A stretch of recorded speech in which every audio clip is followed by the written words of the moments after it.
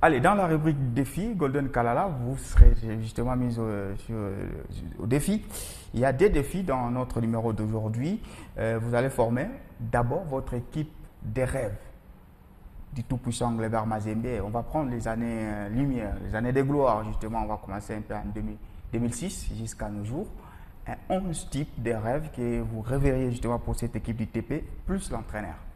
Parce qu'on connaît les présidents, on ne les change pas. Oui. Ouais, les présidents ne les changent pas. Vous disiez de la période de 2006 à nos jours, s'il faut... Ouais. 11 joueurs. 11 joueurs. Vous avez les stylos et les papiers. Bon. En fait, j'étais en train de réfléchir. D'ailleurs, quand vous m'avez parlé de ça, Tout à fait. ça m'a obligé de replonger dans mes souvenirs les plus lointains pour chercher ces 11 types. Mais j'essaie quand même de faire quelque chose. En fait, dans le perche, tout naturellement, je mettrais Robert Kidiaba. Ok. Le légendaire gardien. En tout cas, il n'y a pas mieux que lui depuis que ce Mazembe existe. Et il l'a prouvé à plusieurs fois. Sur le flanc droit, je crois que Kouloukuta reste le meilleur. Hein. On peut parler de Janvier Bessala, oui, mais je crois que Kouloukuta reste le meilleur.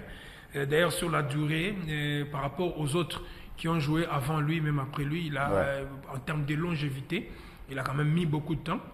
Et au niveau de l'axe, la paire, j'aurais beaucoup plus aimé mettre Kabundi. Ok. Et puis, n'est-ce pas, Léopold Bagnac.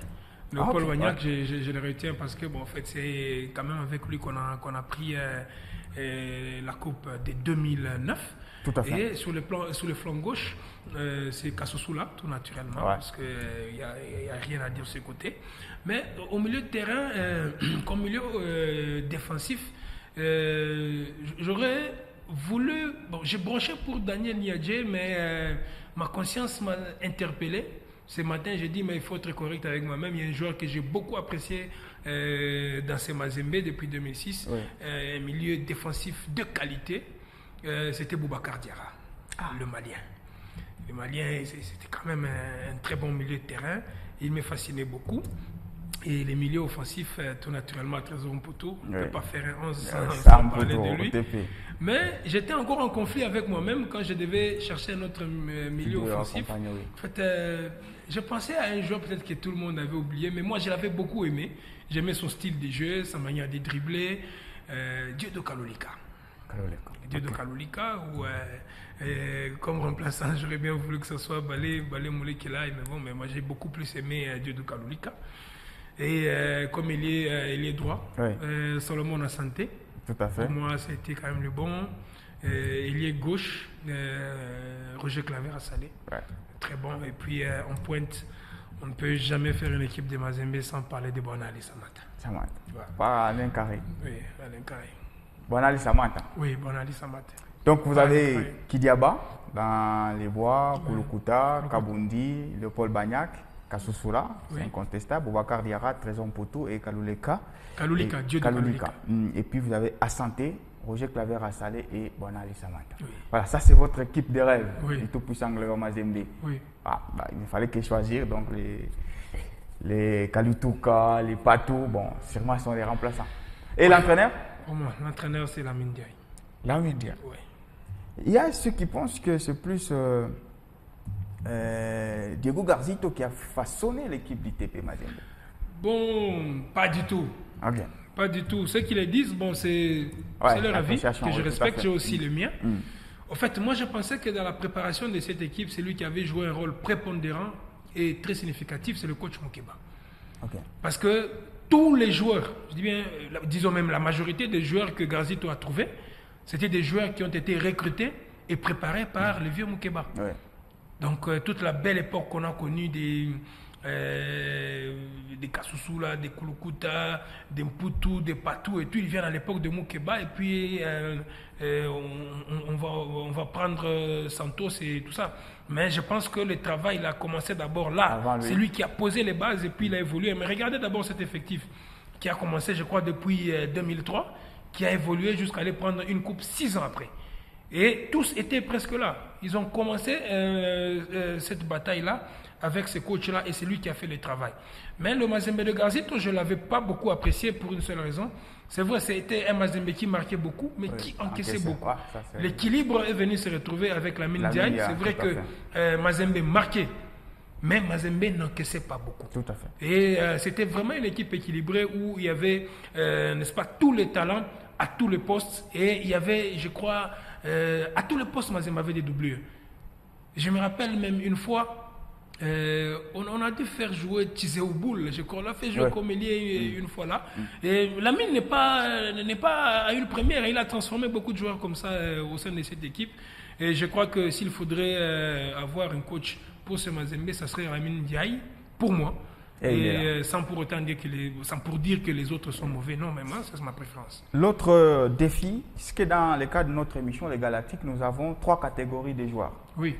Nous avons les artistes. Oui. Donc, ce sont les génies du football. Oui.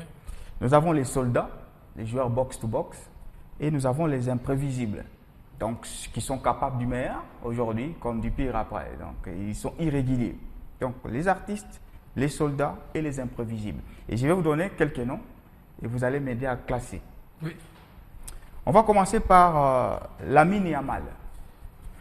C'est un artiste, c'est un soldat, c'est un imprévisible.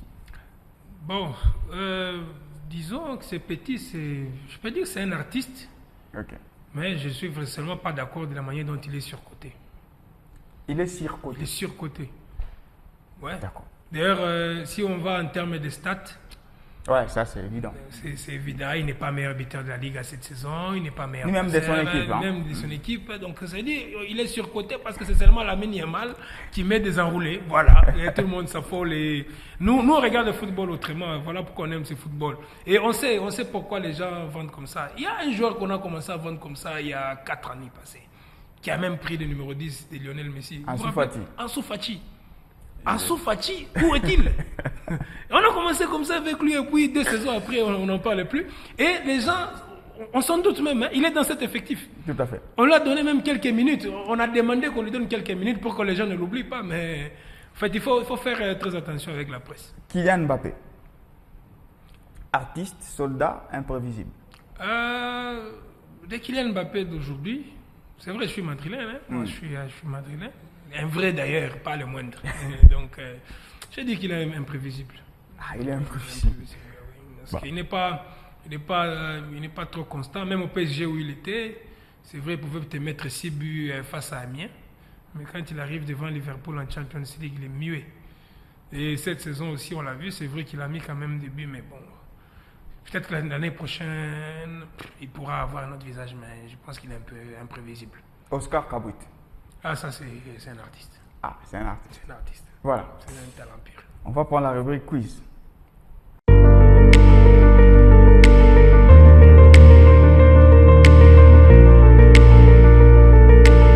Allez, c'est la rubrique quiz. Nous sommes toujours en compagnie des Golden Kalala ici sur des questions.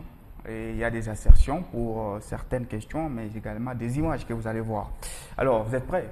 Oui. Ça concerne quel TP Mazembe? Oui. Ouais.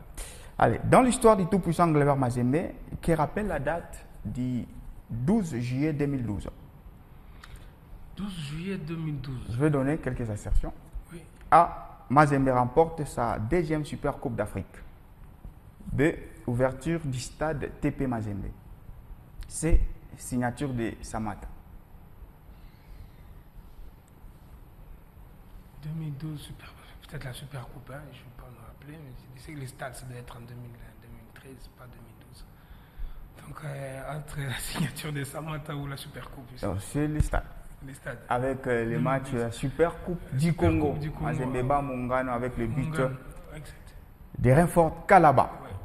Voilà, donc c'est justement ça. Alors, on va ici vous donner une image que vous allez justement voir et essayer un peu de commenter cette image.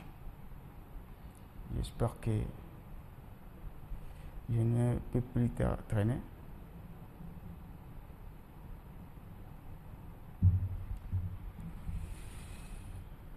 Alors, vous allez suivre cette image. Et vous 2015. vous allez me dire l'issue de cette action. 2015. Oui, on est en 2015, finale de la Ligue des Champions, match retour. Vous allez me suivre et me dire l'issue de cette action. Ça, c'est Samantha. Oui. Alors, vous me dites, que va faire Samantha? C'est cette action. Sur cette action, Samantha va très bien. Je crois qu'il avait envie de mettre ses ballons lui-même au fond. Ouais. Mais Roger Claver à ça, je ne sais pas moi, il était un peu malin. Il est venu, il s'est rendu compte qu'il avait la course, elle était âpre. C'était vers la fin du match et en fait les dribbles là de Samantha n'étaient pas du tout bons. Et voilà, il contrôle très mal et c'est Claver qui devait carrément la mettre parce que le ballon était déjà allait déjà entre les mains du gardien, disons. Tout à fait, c'était ça. Donc dribble de Samantha sur le gardien. Et puis c'est Claver Assalé qui va donc s'en charger pour... Un mauvais dribble d'ailleurs. Tout à fait. Et le TP avait pris cette fois-là sa 5e Ligue des Champions. La dernière. La dernière Ligue des Champions. Ça et reste puis épique quand même. 2017, je crois 2016 ou 2017. Et ils vont prendre la CD. La CD, oui. Vous allez voir cette image sur la photo. Alors, on va voir ensemble avec vous. Vous allez me donner l'identité de ce joueur. Ces joueurs, c'est les joueurs à problème. Il s'appelle comment? C'est le fameux Messi tanzanien. C'est le fameux. En fait, je peux commenter. Hein, je peux commenter. Oui, commenter. Oui. Et il faut rappeler d'ailleurs aux téléspectateurs qui il s'appelle Susana Singano Ramadan. Le Messi tanzanien. Oui.